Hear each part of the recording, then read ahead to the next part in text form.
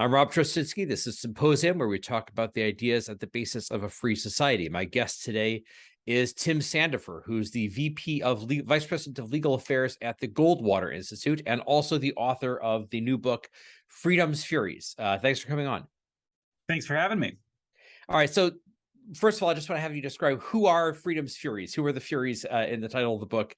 And what is this moment in history that you are capturing in this book? So it's a trio of American women: Isabel Patterson, Rose Wilder Lane, who's best known as the daughter of Laura Ingalls Wilder, and Ayn Rand, the Russian immigrant author of The Fountainhead. And they're called the Furies because William F. Buckley once called them the three Furies of modern libertarianism, because in 1943, all three of them published books that basically started the libertarian or free market conservative movement. And I think it's interesting that that happened all in the same year. The Fountainhead, The God of the Machine from Isabel Patterson, and The Discovery of Freedom by Rose Wilder Lane. But also it was not entirely a coincidence that they were all doing this work at the same time, because they were connected. They were known to each other. They were corresponding with each other over a period of time. That's right. I started out, I had heard the story about it being the same year. I had not really known how close they all were, how well they knew each other, and they corresponded for many years and were friends for many years leading up to the publication of these books. And so I decided to try and tell the story of their friendship and how it ended up falling apart at the end. Well, the interesting thing is as a fan of The Fountainhead, one of the things that's jumped out at me is how much Ayn Rand was pulling from her experience.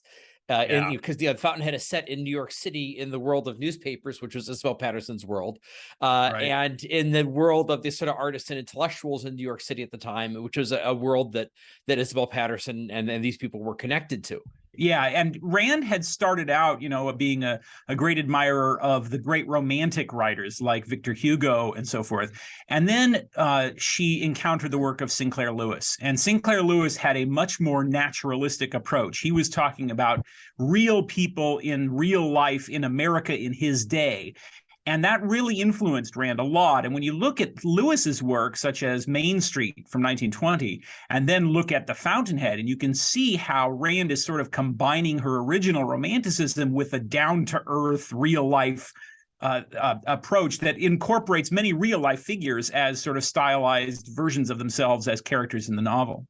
Yeah, well, naturalism has sort of two usages artistically. It can refer to the idea of making something realistic to everyday life, versus naturalism as a school of literature, which is sort of in which Sinclair Lewis would follow, which is the idea that you show characters who are not heroic. And I think that's the difference, that she took the naturalism in the one sense from Lewis, while adding to it her sort of heroic Victor Hugo influenced approach to literature. But mentioning Sinclair Lewis brings up something that I think was one of the most interesting parts of this book, is that you're kind of reviving a lost world, in the sense that it's not just you're giving biographies of the women, that you're also giving this cultural background that they came from, which was very different, has been kind of lost because it's so different to the way things are, 100 and some years later. And one of the things that I really noticed about it is how we get these, not just political tribalism that happens, but also when you're in a certain political tribe, certain cultural associations get to be made. And modern free market, modern advocacy of the free market and of political freedom often is tied to conservatism and William F. Buckley and the modern conservative movement made in the 1950s and under Reagan and all of that, those connections. And so what struck me about this is how much the early liberty movement and this revival of liberty by these three women, especially, how countercultural it was in its age, and how, especially influenced by Sinclair Lewis, it started as a rebellion against small town values. That's absolutely right. And they would have blanched at the idea that they were anything like traditionalists in the political conservative sense. I mean, especially Lane and Patterson were born the same year in 1886, and so they were grown adults when women got the right to vote in the United States. Rand, of course, was a generation younger than them, but she had grown up in the Soviet Union and then arrives in the United States in 1926 at the height of this huge cultural transformation that's going on in the 20s. Now, a really good barometer of that is the 1920 census was the first time that more Americans lived off of farms than on them. And at the same time, you have these inventions, particularly the automobile, but also radio and airplanes and so forth, transforming American life and world life in ways, of course, that were totally unprecedented. And so these women saw themselves as, particularly Lane, saw themselves as at the cutting edge of a dynamic new culture that was throwing off the old traditions. Now, Patterson was a little bit more reluctant to view it that way. She had a fondness for what later came to be called bourgeois values, the idea that, finding happiness in a small home of your own behind the picket fence with your wife and your kids, and there's nothing wrong with that. And these village rebels, such as Sinclair Lewis, they really had scorn for that. They thought life should be something grander, more grandiose and radical, and Patterson didn't like that. Lane started out more like that. She started out as being a revolutionary and a rebel, and she co-wrote the Little House on the Prairie stories, but she hated the prairie. She got as far away from them as fast as she could. She moved to Albania, as far away as you can get before you start coming back. She hated small town America. Then when the Depression hit, she was kind of forced to reassess that. And she went back and started finding virtues in the life that she had tried to leave behind. And again, Rand sort of combines the bourgeois and the romantic. She says, well, there's no reason why we have to let go of heroism in a world of mass consumer culture. Instead, what we can see is that there is heroism in productivity. And particularly the example that she uses in The Fountainhead, which is very timely at the time, is the construction of skyscrapers, because New York City was undergoing this enormous transformation of its skyline. Particularly, she arrives in 1926. The Chrysler Building is beginning construction very soon. It tops out in 1929. All these other huge buildings are going up. Rockefeller Center, particularly, is an inspiration for The Fountainhead. So she's trying to combine those two things, the radical side of capitalism, the dynamic side of capitalism, with a respect for sort of, traditional desire to pursue your own happiness in your own way, as opposed to, some sort of romantic flight of fancy like the fascists were endorsing at the time. Well, I think it's interesting that you mentioned that Patterson had said at one point earlier on that the problem is it's so difficult to make a dramatic and heroic story about drawing up plans for a skyscraper. Right. And then Ayn Rand goes around and says, no, I'm going to do that, and writes a best-selling novel, a very dramatic novel, and precisely around that. Patterson said that 20 years before she ever met Ayn Rand. So Patterson is writing this article about why is it that we don't have novels with businessmen as heroes? What's wrong with us that every time a businessman shows up in the novels, he's some sort of villain or a fool? And she's writing this in the 20s. And Rand doesn't even arrive in the country until after that, and they don't even meet until 1940. But there is a line in that article where Patterson says, I admit it's hard to imagine how you could write a good novel about an architect building a skyscraper. And so, of course, her protege Rand does just that.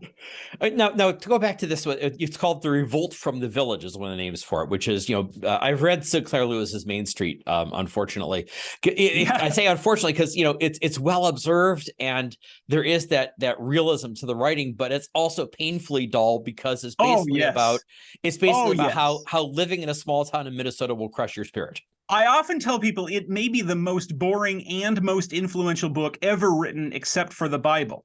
And honestly, it's so boring, but it's brilliant. It's just the reason it's so boring is because the point of the book is boredom. The book is about being bored. So he does a brilliant job of that, and he captures this sort of frustration of people who want a life of meaning when they're surrounded by people who don't care about important things. And that, of course, is something that Rand could really sympathize with. And that's the spark of what you just said. The revolt from the village was this literary movement that was trying to put away the small town and say there's got to be more to life, something more meaningful than that. But I think it's interesting that the evolution that all three of them go through on that. And Ayn Rand definitely goes through an evolution on that, because one of her earliest sketches that she does, she never completed it, but one of the earliest literary sketches she does is a book called The Little Street, and it's basically the viciousness and small-mindedness of a small town, but in a little urban neighborhood. And yes, that's right. And even the title resembles Main Street. Yeah, exactly. And it's very, I always thought that was, that bitterness toward the common man was partly coming from her Russian background, because this was a theme in Russian literature and among the sort of Russian intelligentsia, that they kept trying to sort of come up with something better than the czarist system, and kept complaining that the common man doesn't really care. They're indifferent. Yeah. They're happy to live under a strong man, and some things apparently never change. But at the same time, I thought that came from a Russian background, and you sort of opened my eyes to how much that came from reading Sinclair Lewis and being influenced by that. But you see an evolution in Ayn Rand's work as well, that by the time she gets to, Atlas Shrugged, and certainly even by the time she gets to The Fountainhead, it's starting to change. And definitely by the time she gets to Atlas Shrugged, that the common man is viewed as basically having, common sense and being a decent person generally. And it's the elites who are the more corrupt ones. And that seems to mirror the transformation that there was a revolt against the village, then there's a little counter-revolution or a readjustment backwards. Yeah, and I think the pivotal figure on this, although I didn't really go into it as much in the book as maybe I should have, is William Randolph Hearst. So Hearst was one of the most malignant influences on American culture in the entire history of the country. He was enormously wealthy. His father had struck it rich during the silver rush in Nevada, owned a large stake in the Motherlode. So here's a boy who grows up with literally a silver mine in his pocket, fabulously wealthy, and decides to become a newspaperman. And the way he's going to revolutionize the newspaper business is to kind of take the yellow journalism of Joseph Pulitzer and ramp it up on steroids. And so he builds a media empire on appealing to the lowest common denominator. And personally, he's kind of a fascist. He really thinks that people just need to be led, and that what they need to be led to is sort of this hyper-traditionalism. He doesn't really have a philosophy. It's just sort of traditionalism, and 100% Americanism is the slogan of the time. Very, very accurately captured by the character of Gail Wynand in The Fountainhead. And I suspect that was a large part of the origin. Remember, Rand goes out to Hollywood in the late 20s, and at that time, Hearst was also getting into the movie business.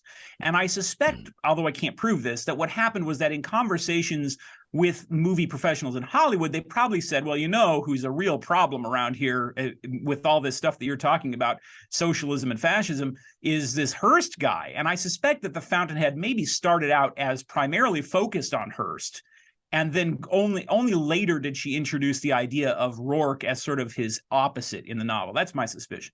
Interesting. Yeah, well, so the other part about this is that, you're talking about how you're sort of you're telling the story of a lost world, because the associations, the cultural associations have changed. And one of the things that comes out of this is the sort of the small town folks next doorish conformism of progressivism at the time.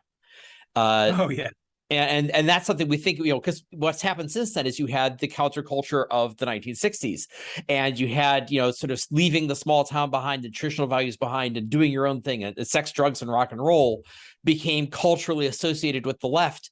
But back in the early progressive movement, it was much more conformist and much more, small-mindedness.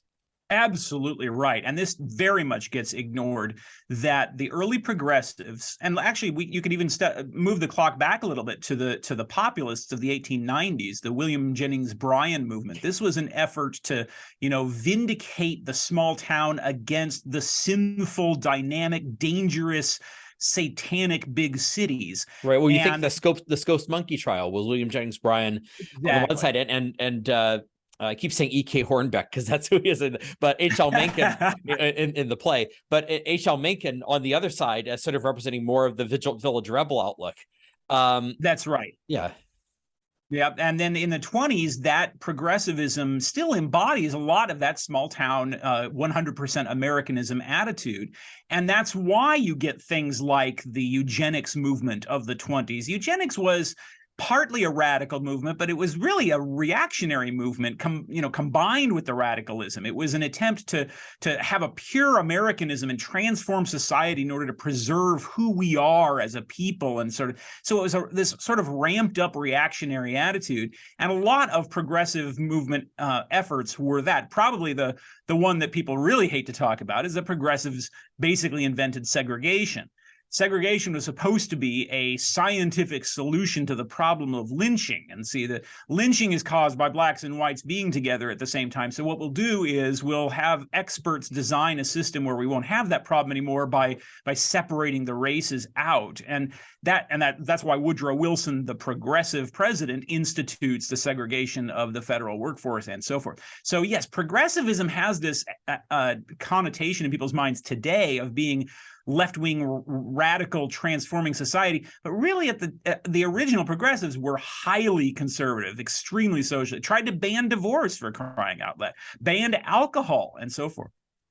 Yeah, it's interesting that one of the things I've seen in the last, especially 10 years or so, that I've liked the most is everybody hates Woodrow Wilson now. Yeah. We can all get together. It wasn't that way when I was growing up. My teachers when I was growing up thought he was a great hero. Somebody put out recently a meme on Twitter of the usual, the box with the different political views, the upper right and the lower left, right. And basically and each one is why each one of them hates Woodrow Wilson. So it's great, but at the same time, people haven't learned the lesson of that Woodrow Wilson was the champion of progressivism. He represented what progressivism was, and specifically represented the idea of social conformity or collectivism at its essence of it, and showing that what that social conformity or collectivism actually amounts to in practice can often be, if the majority is bigoted, you just go straight with the majority and you impose bigotry. Yes, that's right. And another figure that people tend to overlook in this regard is Herbert Hoover. Hoover has this absurd reputation of being a do-nothing president or an advocate of laissez-faire capitalism sometimes, which is insane. Hoover was a progressive who believed, as did Wilson, that government experts could plan every detail of the economy with precision and efficiency, and that what we needed to do was liberate government from the controls of democracy, have it run by hired bureaucrats who aren't answerable to the voters, and that we would somehow expertly plan what ought to be produced and who should get it and how much, which of course is not only impossible, but leads to terrible injustices. And that was Hoover's program. Hoover boasted in his inaugural address his State of the Union address after the Depression, that he had gotten into gear right away as soon as the stock market crashed, that he had gotten all these programs underway to fix the economy. And he was right. He really had gotten all those programs underway. And of course, it wrecked the economy and made things vastly worse, and opened the door for the election of an even more progressive president, Franklin Roosevelt.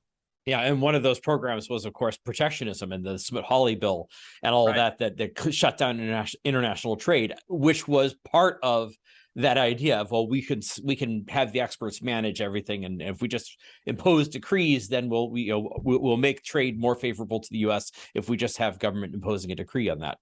And the situation was so bad that when Franklin Roosevelt ran for president, Ayn Rand voted for him because he promised to end prohibition. Now, how about that? Franklin Roosevelt got Ayn Rand's vote for president. That's something. Well, because then they went and did the exact opposite on a number of things. Right. He promised to be the pro-freedom president. He promised to cut taxes. Right. But the other part about this, and this is the other part of the lost world, is the people don't realize the extent to which in the 20s and 30s there was a vogue for authoritarianism, for dictatorship, and even outright totalitarianism. This was advocated. So how widely and deeply and thoroughly this was advocated. It was very fashionable at the time. I mentioned William Randolph Hearst being essentially a fascist. He actually gave both Hitler and Mussolini columns in his newspapers because he was pro-fascist for a number of reasons. The primary one was because fascism was seen as the best alternative to communism.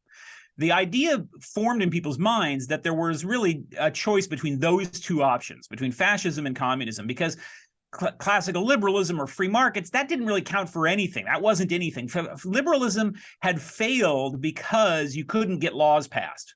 And so therefore, what we need is a strong man to get things done. And that was sort of this permeating attitude throughout society. It's mentioned, Isabel Patterson mentions this in her novel, her best-selling novel, Never Ask the End, which was really her biggest literary success as a novelist.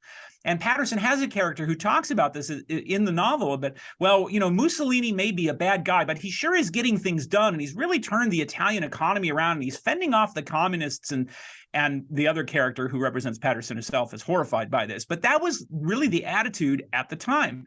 And when you look at much of the New Deal, it was much of it was copied from Mussolini's corporatist economic reforms, which were designed to put big business in charge of the economy and give them monopoly power to exclude any kind of competition. Because see, what the problem with the economy apparently was that you had too much competition. So instead, you need to enrich the big businesses and clamp down on anybody who criticizes it, that including socialists. So if you're anti-communist, you know, you're kind of drawn toward the fascist economic miracle in Italy.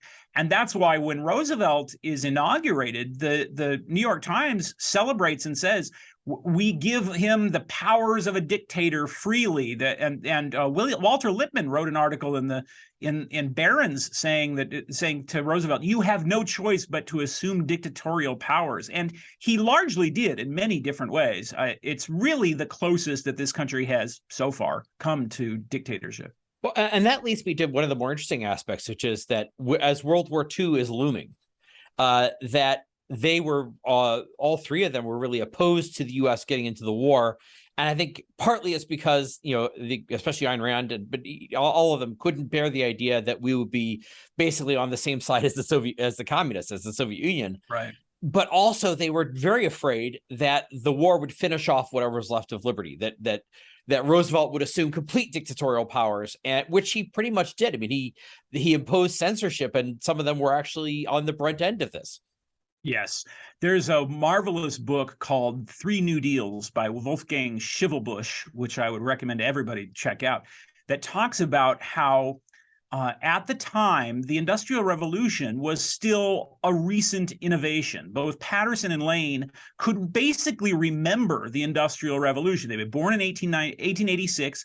They had been born in a frontier territory. They remembered seeing their first light bulbs.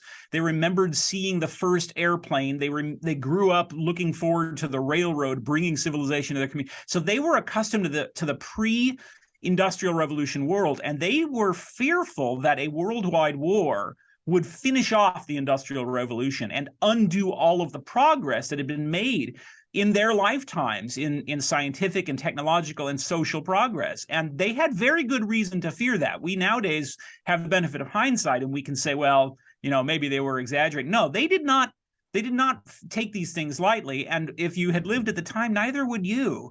The idea of supporting Stalin against Hitler horrified them, particularly Patterson. She has a great column where she says, look, Stalin and his communists can't even build an automobile without stealing the plans from American car manufacturers like General Motors or Ford or whatever, and you're going to go and use them as an ally? What benefit are they as an ally? Well, it turns out their major benefit as an ally in the American cause in World War II was as cannon fodder with the million soldiers who were killed on the Eastern Front in World War II. So they were very much opposed to American intervention early on because they saw no reason to support Stalin, and because they feared that the blowback might, as you say, finish off what was left of freedom in America.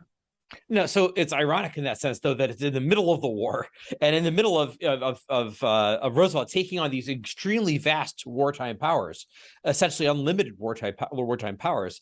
But it's in the middle of that all three of them publish these books that end up being sort of the foundation for the growth of the liberty movement. Now, one other thing about this sort of lost world too is that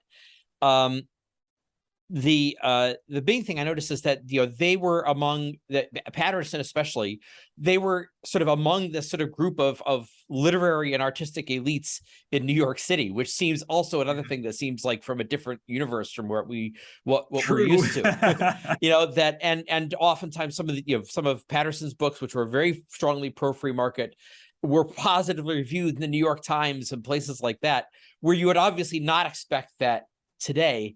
But one of the things you mentioned sort of briefly in here, and I think it's in the figure of Dorothy Thompson, who was at the time a popular journalist. By the way, we talked about this being this the women had just gotten the vote.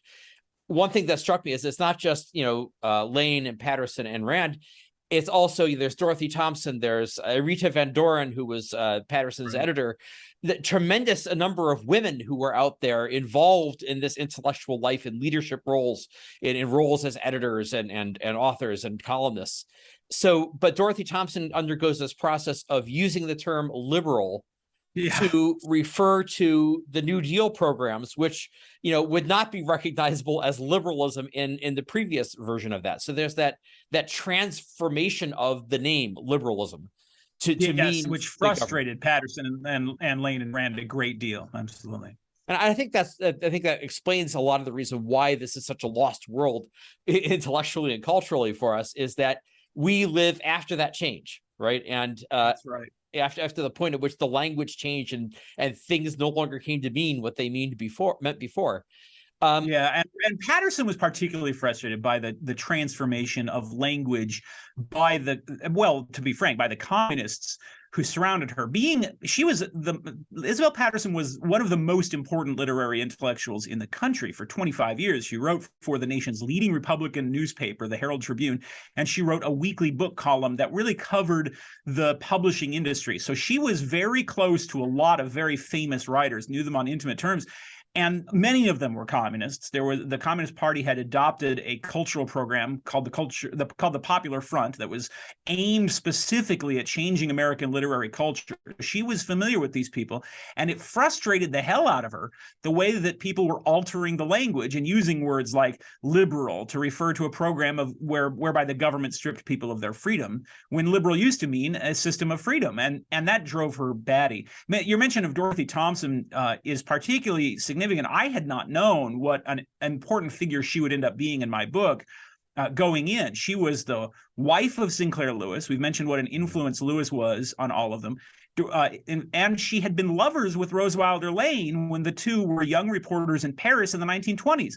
So they were lifelong friends after that. In fact, Lane babysat for Lewis and Thompson when Sinclair Lewis won the Nobel Prize and had to go to Europe to pick it up. And of course, Sinclair Lewis's book, It Can't Happen Here, was enormously influential on Rand. She wrote him this fan letter where she likened him to a god. She admired that book so tremendously. And Dorothy Thompson wrote a column for the same newspaper that Isabel Patterson worked for. So these were people who all knew each other. And at least in the case of Dorothy Thompson, who drove the others up the wall at times. Now, so we have this thing where at the height of this sort of assumption of near dictatorial power by Roosevelt in the middle of the war, that these three books come out. So what is the impact that they have? Because really, these are the books from which a lot of the modern pro-free market movement, sort of stages the groundwork from which it stages its revival. Well, by far the most effective, the one that had the greatest impact was The Fountainhead. Patterson's The God of the Machine is a brilliant book, but it is hard to read. And there are passages of it that you kind of have to read twice to really get the point. It was Patterson's only effort at writing nonfiction, and she struggled with it. And she was, she had no education to speak of. She had 2 years of formal schooling that she left before she was, I think, 11. So she was figuring all this stuff out on her own, stuff about politics and culture, and she was basically self-taught.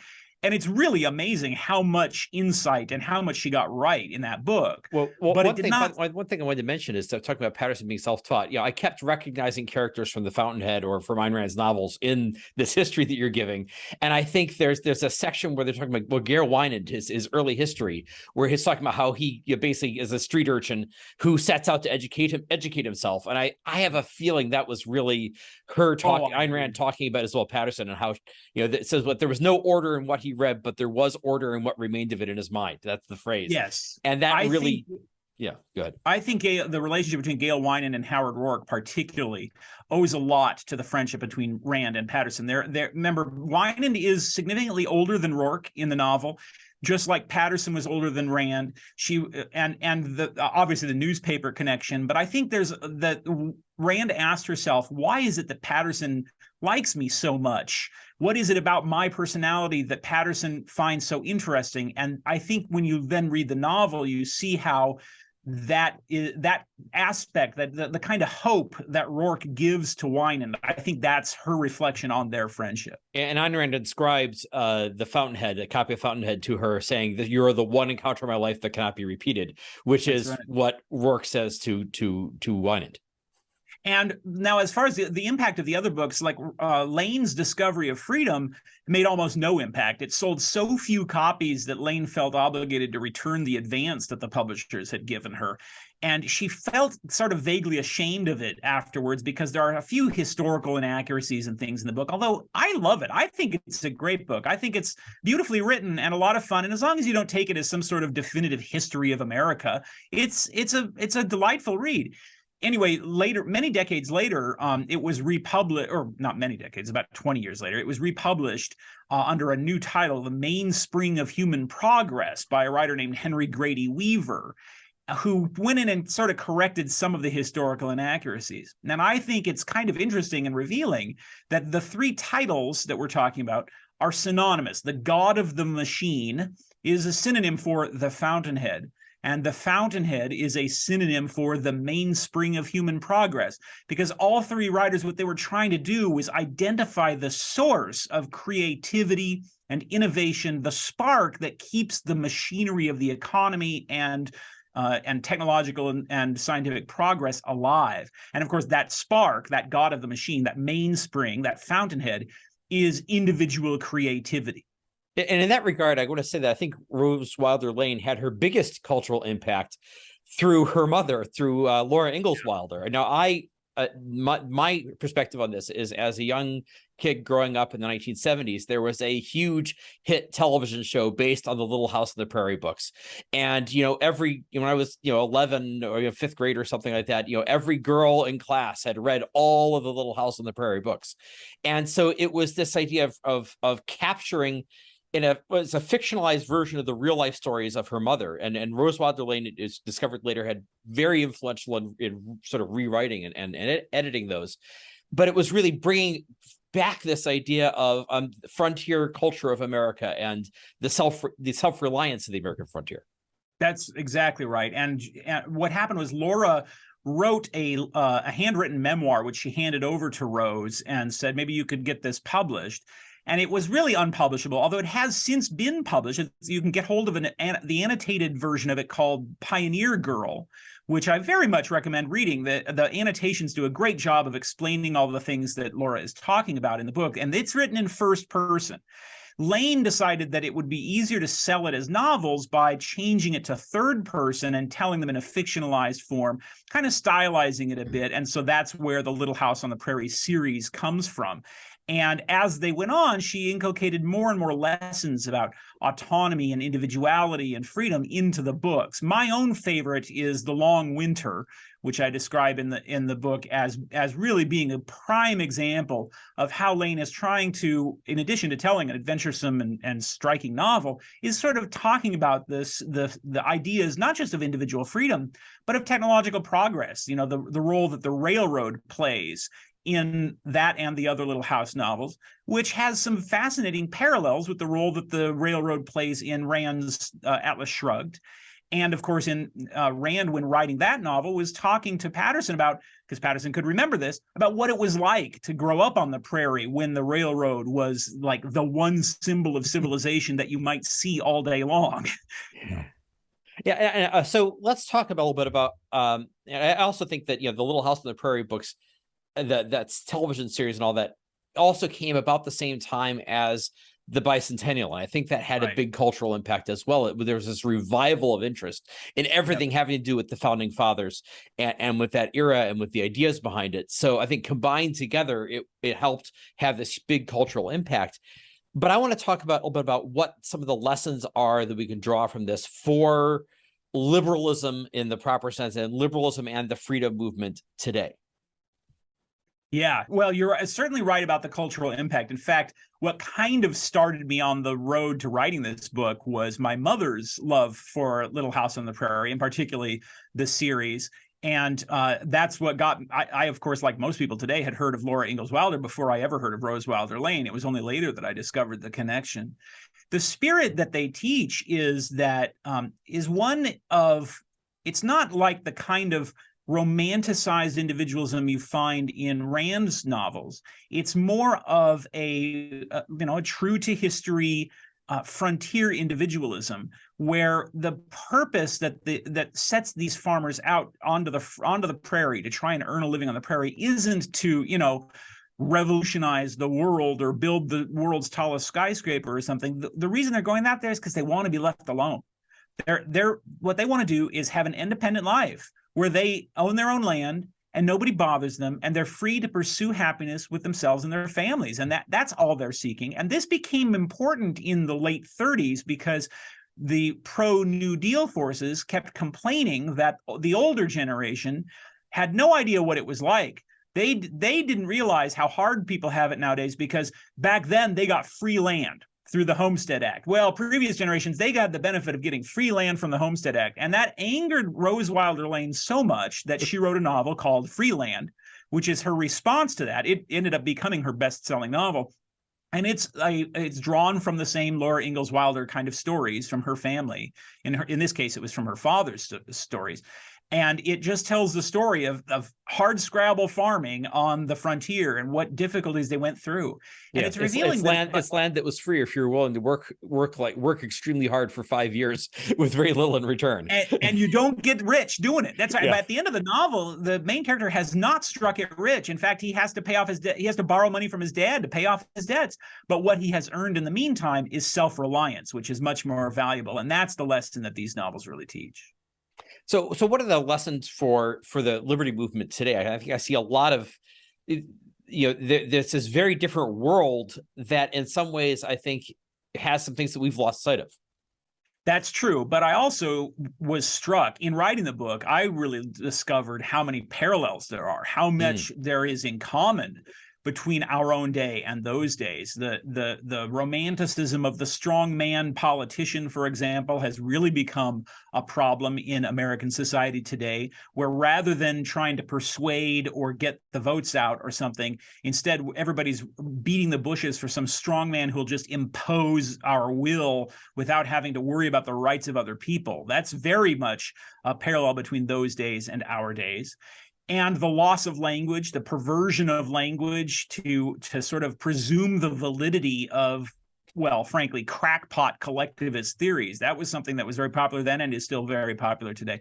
So I think the lessons that the book teaches us, aside from just the really interesting history that the freedom movement in America was largely the product of women and these particular self-educated women from the American frontier, aside from that, I think the lessons it teaches in part is like, different day, same problems, meet the new boss, same as the old boss in a lot of respects.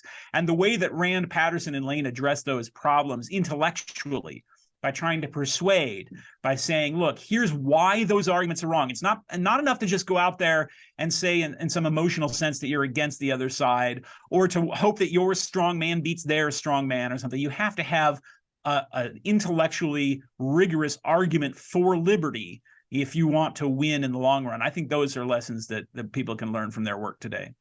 And the other one that I want to point out, because I keep talking about this being a lost world, but because there are so many different changes, one of the things it reminds us of is that the political alignments we have of left versus right and the cultural associations we have with those are not necessarily permanent, right? That they change over time, and they can change again. And that, we don't have to accept I get a lot today, the idea that, you talk about people wanting their own strongman. I get a lot today, the idea that, well, if you're against wokeness, then you have to be in favor of, Ron DeSantis making it a felony to have the wrong books in the school library.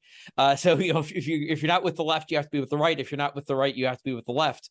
And a reminder that those are not cast in stone, that those cultural associations and political spectrum are not permanent. They were created at a certain time. They were different before, and that they could be uncreated and changed again. Absolutely. So these are people who are often categorized as, Patterson, Lane, and Rand are often categorized as some form of conservative or something. So Patterson was very proud of the fact that she had apparently written the first article ever published in an American magazine or newspaper advocating for the decriminalization of prostitution. Rand was outspokenly pro-choice. And Lane wrote a weekly column for the nation's largest Black newspaper, advocating the end of segregation and opposing any kind of racial distinctions. I mean, these people were, in that sense, liberal as that term is often used today. They would certainly not have considered themselves either conservative or agreed with the idea that, it's one team or the other. They thought these things out for themselves, and the principles that they held steadfastly to were the individual's right to lead his or her own life in freedom, with the right to earn a living for oneself, the right to keep the fruits of one's labor, the right to speak one's mind as one wishes and read what one wishes and marry whom one wishes without having either your neighbors or the state or somebody else come in and dictate to you how to live your life. Well, I'm going to say I find it a fascinating bit of history, a lot of little corners that I didn't know of before, of the little details of the story that I didn't know before. So I highly recommend people read it. And thanks for coming on to talk about it. Thanks for having me. I'm Rob Trzynski. This is Symposium. Our guest today has been Tim Sandefur, author of Freedom's Furies. If you please like this video on YouTube or like it on your podcasting platform. And for more ideas about the basis of a free society, go to symposium.substack.com. Thank you for joining the conversation.